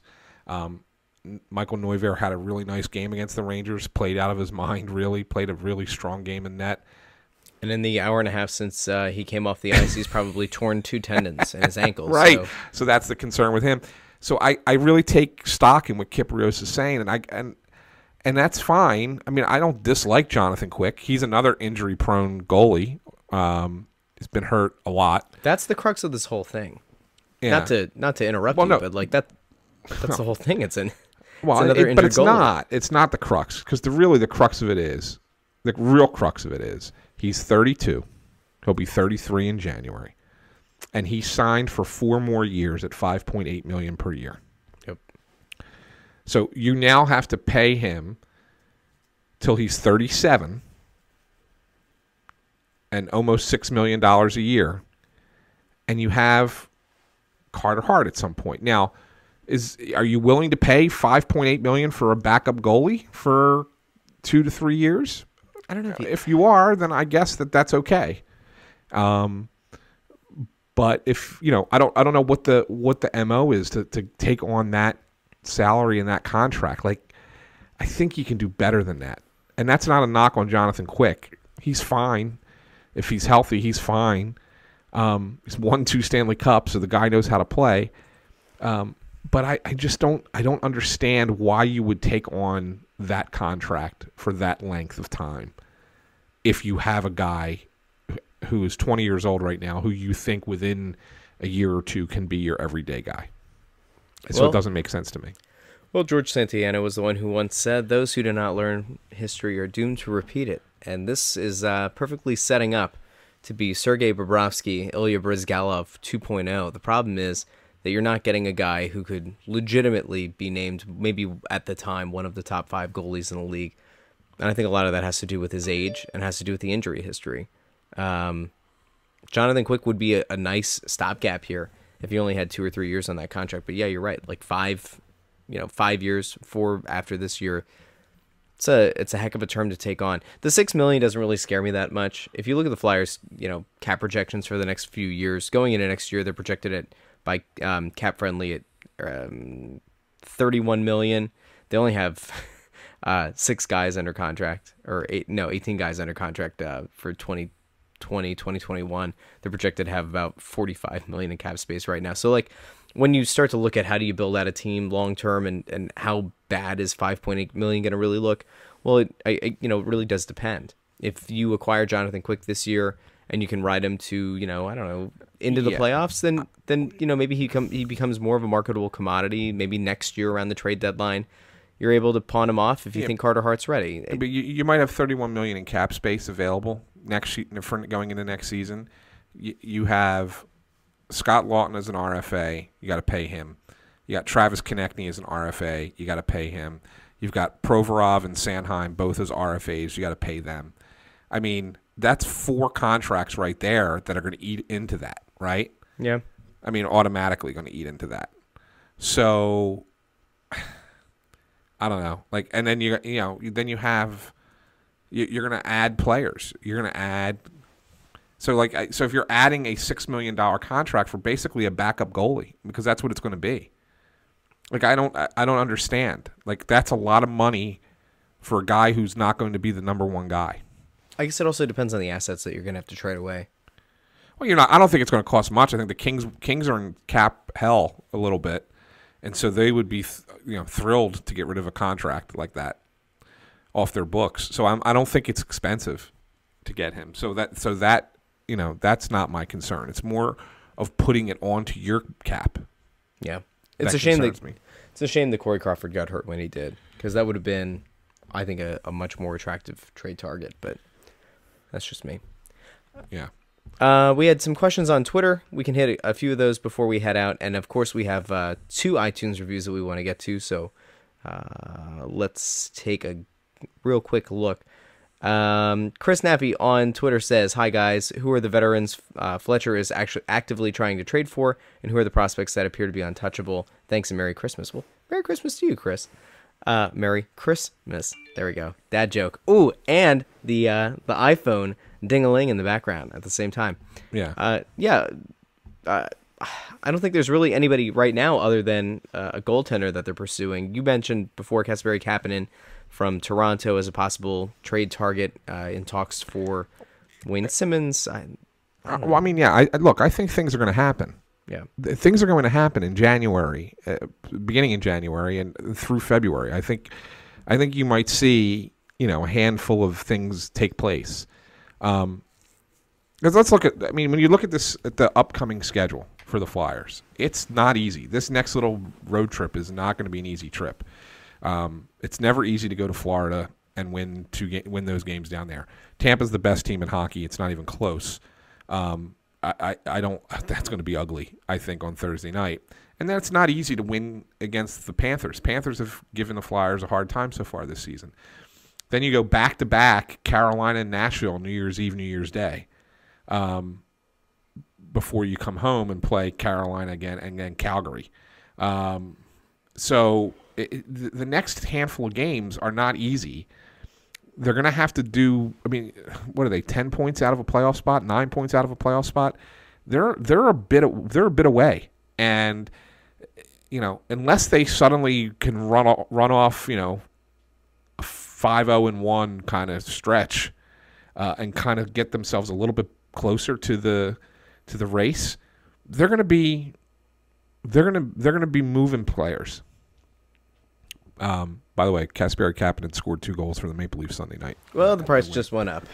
Yeah, just want to point that out. Could I interest you in? Well, no, but I think there's going to be more. I think it would be more. I think there would be more to it than that. Like, I don't think it's just Wayne Simmons for Kasperi Kapanen. I think that there's going to be more to it. Oh yeah, we'll take Austin Matthews. That's fine. We'll throw in Shane Gostisbehere. It's cool. So anyway, I think so. Though I think those are the first 2 that are going to happen. I also think Michael Raffel's going to be traded. Again, assuming the Flyers are sellers, I think Raffel's going to be traded. And I think those add a goalie, move Simmons, move Raffel, and then we'll see. And Nick then we'll see what Abbe-Kubel happens comes up. Maybe Phil Myers. That'd be nice. All right. Yeah, we'll see. You can talk me into that. Steve Appleman, I hope we our prior talk about Provorov answers your question there. BJ Beretta asked, what should Chuck Fletcher's New Year's resolution be? Any chatter or speculation on who's the radar to come to town? We answered that. How's the locker room seen the past few games? I will say that in Tuesday and Thursday's locker room was a much more upbeat. It was a much more upbeat place to be.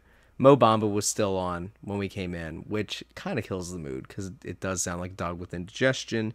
And any Sam Moran update, and will the Flyers risk putting him on waivers to Lehigh Valley when he's off injured reserve?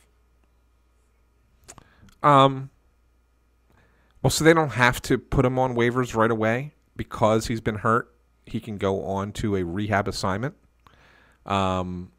So I think that what you're going to see is I think that the Flyers are going to be really slow play his recovery so that they can kind of get it, to a point where it's at a point in the season where if he's ready to play, they can probably fit him on the roster. But if they're still in the race, he's not going to be coming off of injured reserve. If they're not in the race at all and they're sellers and they're going to just kind of play out the last month and a half of the season, see what you have kind of thing, I think he goes down for a rehab assignment and then you'll see him brought up just to play him. So I think that's kind of where you're at with Sam Moran. I don't think he's nowhere close right now, even though he's had a couple of workout sessions on the ice, one with him and the assistant coaches kind of thing. But yeah, I don't think you're going to see him anytime soon. Don't forget, the next episode that we do, maybe we'll have another update on Lil Pronger, as we like to call him. I don't know who we are, but we'll just say anyway. BJ also asked about how worried he should be on a scale of 1 to 10 about the regression of Nolan Patrick, Ivan Provorov, and Shane Gostisbehere. We talked about the latter two. We talked about Nolan Patrick a lot on the Press Row show. Hey, he scored the game winner. He did. He beat Henrik Lundqvist. Nolan Patrick has not looked like a guy that's progressed at all. I think he's stagnated would be the nicest way to put it, and stagnation in this season off of a healthy offseason is in its own way regression. Jerry Temple asked, "Is there a team that cycles the puck without a purpose more than the Flyers?" Philly sports fan says, "Any word on what Fletcher and Flair think about our highly regarded prospects? Any chance they view any one of them not as highly as Hextall and would be willing to offer them up in a trade?" I think that that's a possibility. I mean, but again, I don't think you're moving prospects if you're selling. If a lot will depend on where this team is, in the next 4 to 6 weeks. Because if the Flyers are going to get back into this and make a push for the playoffs, then I do think that Fletcher would move a prospect or two for a veteran player to come in and help the team. But I don't think that they're going to just move a prospect for a player for no reason, just to get a player if they're not going to be competitive. So yeah, no, I think that's. It depends on where the team is. In all honesty, to answer that question, it depends on where the team is. Okay. Chris Malanga asks, what's the thing holding the team back from being an elite contender even when everyone is playing well? We don't stack up with Toronto, Washington. And is a soft tank for Hughes still in the cards? I would, yeah. I mean, going into the game today, I was looking at the standings going into the game today. They were third from the bottom in the NHL. So hashtag lose for Hughes. Yeah, lose for Hughes is a realistic possibility. I think we'll find out in the next 4 to 6 weeks. Ultimately, I don't think you can get to that point just yet. I don't think you can sit here, after it's. I mean, there's still more than half the season left, so I don't think you can sit here and say let's tank now. But I do think that there is a point in the season where you can. They're just not there yet. Okay. Colt at 6288 Colt on Twitter says, what's the read on Provi in the locker room? Is he aware of his play? How is he handling it? Yeah, I mean, look, I know for a fact that, there's been a lot of frustration with Provi. He doesn't like talking after games because of it. He blew the media off when he shoved the official the other day. But I do know that he contacted that official twice. He apologized to him in the building that night and then called him again the next day to reiterate his apology. Well, that's good. So I think he understands where he is and what he's going through a little bit. He just hasn't come out of it yet. And so I don't think that there's concern in the locker room. I don't think there's concern in the organization. He's still getting top minutes. He's still the number one defenseman, and that's not going to change anytime soon. But he does have to improve. There's no doubt about it. Okay. And Justin Kint on Twitter, last one, says, what if this new ice time for Sanheim is just Fletcher showcasing him to the league? Hashtag conspiracy theory season. I said to him as a very quick response, that would be the darkest timeline for this. Yeah, I don't think that's the case. I think that they know that Travis Sanheim is ultimately going to be a top 4 defenseman. I don't know if I mean, he's playing top 2 minutes now, and that's great. And I hope that he ends up being a top 2 defenseman. He may not be. He may ultimately be a 3, which is okay too. But I don't think that you're looking to move Travis Sanheim at this point now. All right, now it's time for another edition of Who's That Flyer? Before you get to it, I just want to say one thing. This is real quick. Carolina Hurricanes on Sunday night. Yeah. Wore Hartford Whalers uniforms. Please don't tell me you're going to talk about number 19. I just think it's awesome. Oh, okay. Okay, I thought you were going to talk about the color commentator who took great exception to the number 19 being worn, went on a 3-minute monologue in the middle of the game about how it's violating the rules of hockey and about, back in the, there was a time when a guy would have his jersey retired and it would actually be honored. I don't need that. I don't need 3 minutes of that nonsense. That guy No. needs a sports psychologist. I just thought it was awesome that they wore those uniforms. They're No, one it of was my really all- cool. It was One of my beautiful. all-time favorite uniforms, by the way. It was really neat. Yeah. All right. Who's that flyer, Anthony? Who's Are that you flyer? ready? Yeah. This flyer spent 9 seasons in the orange and black before moving on to 2 other teams in his NHL career. He played for the team in the 80s, actually the entirety of the 1980s, and finished his final year in the NHL in 1991-92. His highest scoring season for the Flyers, he had 76 points. That included 39 goals. That followed a season where he had 73 points on 36 goals and 37 assists. This one's not fair. I can answer this one already. And you know why I can answer this one? Why? Because he was my favorite player as a kid. Oh, really?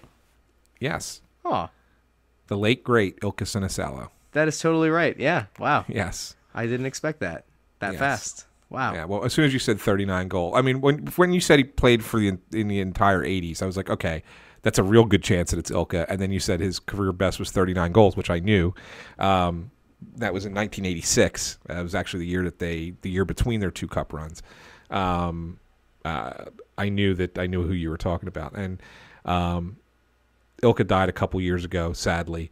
But he was a scout for the Flyers for a while, scouting over in Europe for them. And I got to meet him in person for the first time in 2004. I was down in Tampa. It was during the year of the lockout, and the Springfield Falcons were the Tampa Bay Lightning's AHL affiliate. And I guess they wanted to have games in the Tampa arena to try and please fans who were upset at the fact that there was no NHL. So they decided to have a couple AHL games down there. So the Phantoms played the Springfield Falcons in Tampa, so I flew to Tampa for that and got to meet Ilkka in person. And it was the first time I met him. And John Stevens actually introduced me to him. Johnny. That's 2 And- straight podcasts with the John Stevens reference, by the way. And so I went over, John says, this is Anthony. He's the one guy covering the team, traveling with us all over the place. And I shook hands with him. I said, Ilkka, I got to be honest with you. I said, I just got to tell you right up front. I said, I grew up in Philadelphia. I was a big Flyers fan growing up, and you were my favorite Flyer. And he looked at me. He says, by looking at you, you make me feel old. Aw. I was like, oh, great, thanks. Well, I'm glad Right? that you had a bigger fanboy moment than I did when I met Scott Oh, it was- Hartnell. I didn't gush. No, but I loved I Hartsey, actually but talked to him, and we did a nice little interview that day. Talking to him about scouting and everything else. But I just wanted to let him know because growing up, in the '80s, I was a teenager, at least the late '80s anyway. And I loved Ilkka. I had his jersey. I think it's still floating around somewhere, although it's not been worn in a long time. Not that I could wear it anymore anyway, because I'm too big now. But Ilkka Sinisalo was my favorite player growing up. Do you know what he's at the all-time, in terms of Flyers players, what his all-time number 1 rank was with the team? He leads the Flyers all-time in one statistic. I believe it's penalty shot goals. I don't know. That might be true, but that's not what I was going for. Okay. He's the Flyers' all-time leading goal scorer among European players. Oh, well, that makes sense. Here, I have another.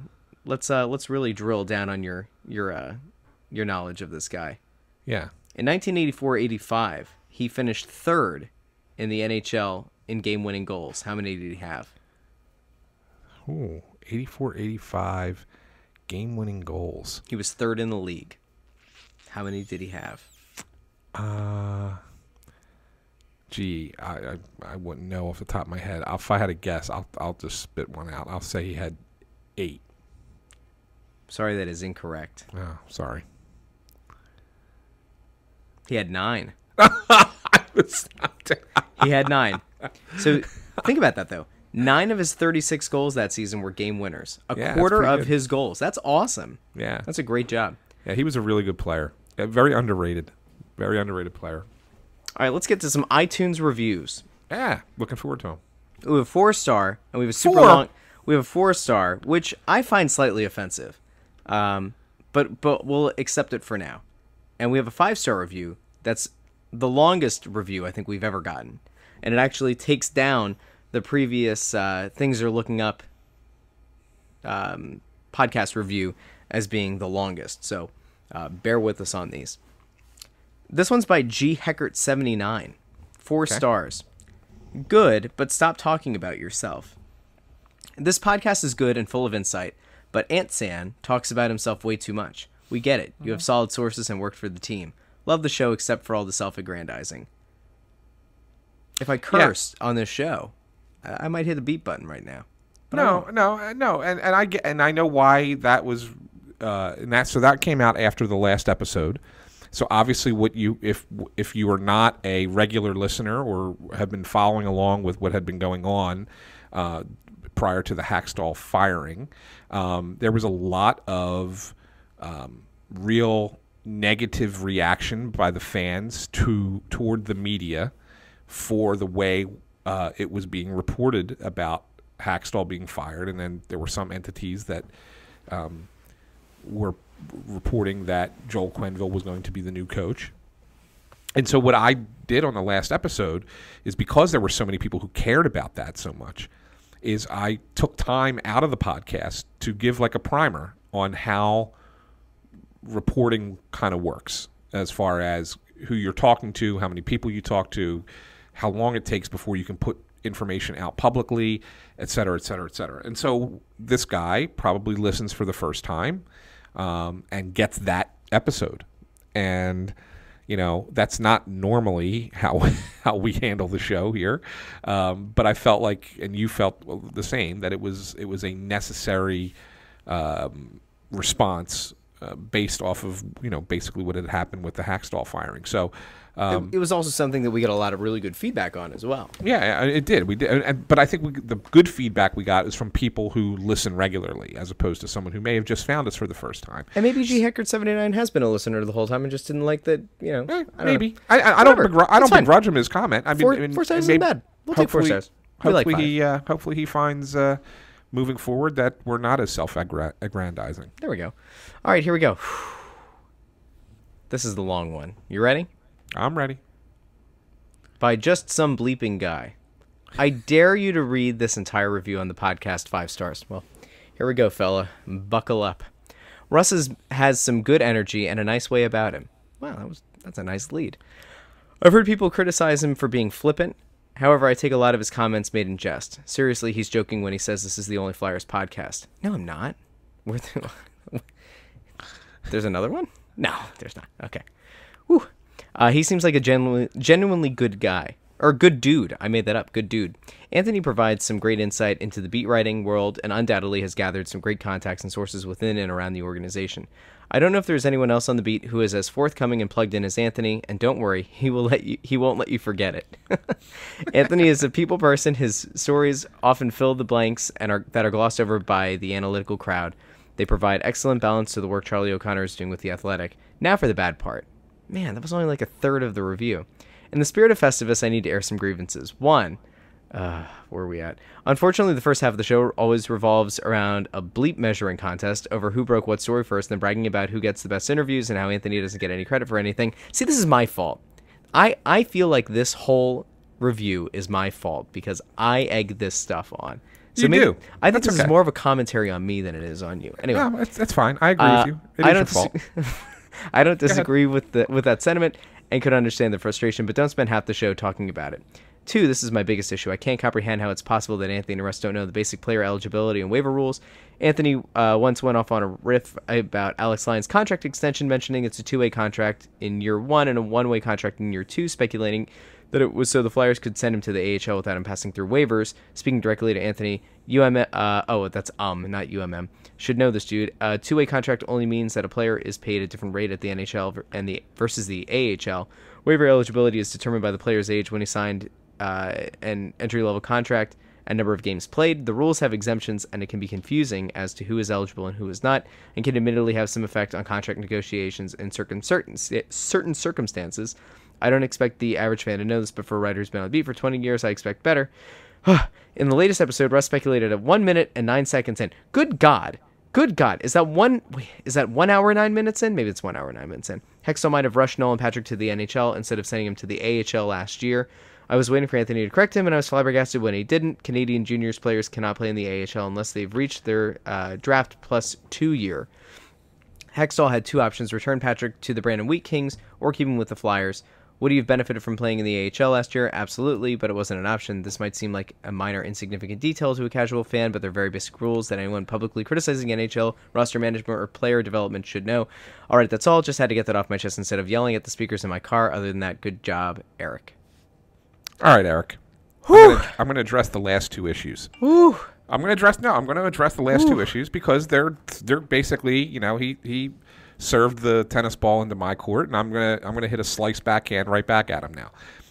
Backhand. So the thing with one-way and two-way contracts, he's not wrong. He's absolutely 100% right that the two-way contract differentiates money. I mean, that's really what it does. But you don't get signed to a one-way contract by a National Hockey League team unless you are expected to solely play in the National Hockey League.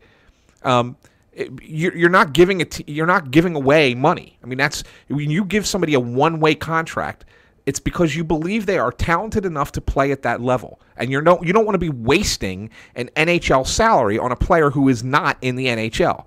So to sit there and say, well, we're going to give Alex Lyon a two-way contract in year one, but a one-way contract in year two, but we don't really think he's going to be an NHL player, so we don't care. So we're going to pay. You're going to pay a guy significant six figures. I mean, because when you look at what you make at the NHL level, you're going to pay a guy significant six figures to play specifically in the American Hockey League when most guys down there are making $70,000-$80,000 a year. Like it doesn't make any sense.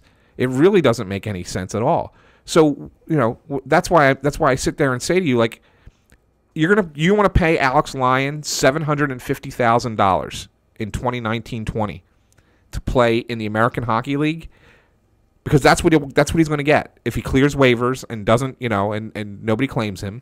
He's making $750,000 to play in the American Hockey League, as opposed to whatever his salary is in the American Hockey League this year. I don't know what the actual breakdown. I know he's $750 in the NHL. I would guess probably 80,000 roughly.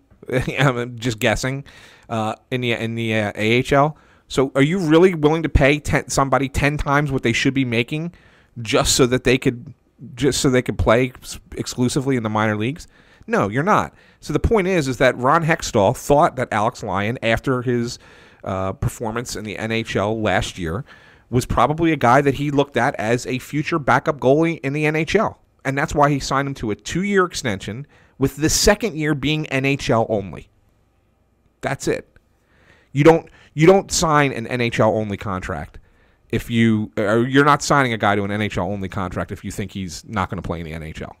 Then why sign it? That doesn't make any sense. You're throwing money away. So that's the answer to that question. As far as Russ saying what he said about Nolan Patrick, you're 100% correct. He could not have played in the American Hockey League last year. And so if Russ said that, and I'm sure he did, I either missed it, or he said it, I caught it, but as Russ often does, goes off onto a lengthy tangent. Whoa. And by the time I got to speak again, it was pointless to go back and correct them. But I mean, mistakes are said all the time. Like he said a mistake in this very episode earlier. What did I say? You meant to say Gostisbehere and you said Sanheim. And you did it twice. Let me tell you about the difference. I corrected you the first time. The second time I did not correct you. Okay, I did not. Gostisbehere is kind of like a turkey hoagie from Wawa. But he seemed so really good at the time, but after a while, the quality drops off. Nah, so I don't look. If you think that I don't know that a first-year player coming out of the draft is either in the NHL or back to junior hockey, you're really misunderstanding. It's my fault. Who you're talking to. Really, the negative stuff that's said in iTunes reviews still end up being 5 stars. So thank you for that, Eric. Most of them. But thanks are my for fault. the rest of it, Eric. Yeah. Although there were kind words about me in the beginning, and that's nice. Although if I pat myself on the back for having some nice kind words there, then the 4-star review is going to be upset that I self-aggrandized. So So wait, I Really, got another. this is a catch-22. We have another review, by the way. What? No, we don't. Not there. Where? I got a text message. Uh-oh. I got a text message yesterday at 4:30 in the afternoon. Whoa. I'm warming up to Russ a little bit. You whipped him into shape. That's from my son Anthony. Aw, man, come on. I thought this was going to be like the anonymous Philadelphia sports media figure, and I was going to be like, oh, no. Thanks from my again. son. My son just jumps in. He comments all the time about every episode of this and of Crossed Up with Bob. He made an appearance on Crossed Up. He did. He made a brief appearance on Crossed Up, and I think, in all honesty, with as much as my kid knows about baseball, he should have his own podcast and should be doing his own thing. But he doesn't listen to me, lazy, and doesn't do it. So maybe I can convince Bob to let him jump on from time to time during the year. I think he brings a lot. I mean, he's really smart. He knows more. As much as I like to think I know, I think my kid knows more. And he's not a kid. He's going to be 23 in a couple weeks. So, so yeah, he's not a kid. He's like my peer. You know? He's my peer. He's closer in age to you, right? Thanks, Dad. So anyway. All right. Well, thanks for those 2 reviews, guys. We really appreciate it. 4-star, 5-star. All right. So I'm going to pat us on the back a little bit. Take that. Here we go again. I want to thank our listeners, as always. And we're sitting here on Christmas Eve, and the clock is really about to strike Christmas Eve. I think we'll be back with another episode before the new year. If we're not, it'll be almost immediately after the new year.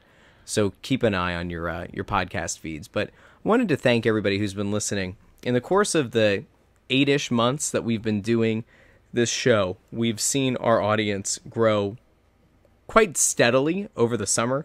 But in the last few weeks, the audience has flat out doubled. And it's not some like paltry number. It's actually been a very significant number that has increased. And it's been really nice. And I know that speaks a lot to the coverage that Anthony provides on the site. And, I just wanted to say thanks.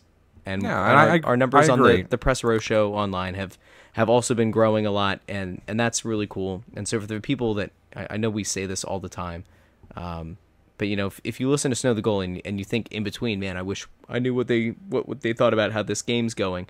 Don't forget that Flyers home games, we do the Press Row show on Anthony's Twitter feed and /Periscope and on the Crossing Broad Facebook page. So you can always tune in there, and I think I even have links to that stuff in the description of this episode. But anyway, thanks to everybody who listens, who watches, sends kind words, and even those who send critical ones. I want to say thank you too, and I think it's Russ, when you really look at it, we don't do this for us, right? I mean, we're not sitting here saying we need to talk and listen to ourselves talk. Like, I don't go back and listen to our shows. I mean, I know you do, because you have to edit it and get it ready to go, and but once it's out there, like I'm not going on and listening to the show, like, so I don't need to hear myself. I think we do it to provide interesting content to the fan base, and that's kind of what we're hoping for. And so when we have the show growing the way it's growing, I think that means that the fans like what we're providing, and we appreciate that, and we appreciate that they're listening into the show, and that they're tuning into the Press Row show, and they're reaching out to us on Twitter. We get a ton of questions every week, and it's great. It's awesome. So ultimately, this is not about Russ Joy and Anthony SanFilippo. This is about fans of the Philadelphia Flyers, and we want to make this as best show as possible for you. So definitely keep reaching out to us as we go into the new year, and let us know what you'd like to hear. If there's something you'd like to see different, if you have any ideas, we'll take them as well. But we hope to continue to make this the one-stop shop for your Flyers coverage as far as podcasts go in the Philadelphia market. And for those who might be celebrating Christmas in the next couple of days, enjoy it. Merry Christmas. Have a wonderful time. And for those who don't, I hope you have a really nice day. Hope you have a couple nice days while everybody else is out doing their thing, I guess. I was gonna say, Happy Hanukkah. Well, Hanukkah's over. Yeah, I know. I guess I should know when Kwanzaa is, right? I think it's now. Is it? Right, well, no, Kwanzaa starts on the 26th. Kwanzaa goes 26th through January 1st. So if you're celebrating Kwanzaa, I hope you enjoy that as well. There you go. If there's another holiday, Festivus just happened, so hope you enjoyed that. Winter solstice. Did the winter solstice happen? That was the 21st, I think. Yes, it was. Anyway, as you're getting together with family and friends, if they're Flyers fans, let them know about the show. If you have an older relative who has an iPhone for whatever reason, like my parents do, they don't know how to use them, but they have them. Go into their iPod or their iPhone or whatever. God, I sounded old on that. Go into their iPhone, go pull up the Apple Podcasts app, and subscribe to Snow the Goalie. Leave a 5-star review on their device. It'll be fine. It's like totally cool. Anyway, for Anthony, who you can find on Twitter at @SanFilly, I'm Russ at Joy on Broad. Thanks again for listening. And by the way, not that I'm saying I was right, but before we started recording, I said to Anthony, the show's going to be an hour 15.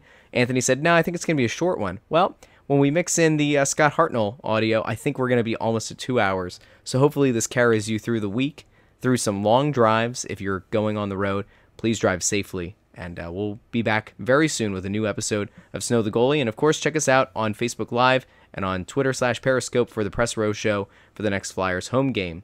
We will talk to you soon. Thanks again for listening, and Merry Christmas and Happy New Year.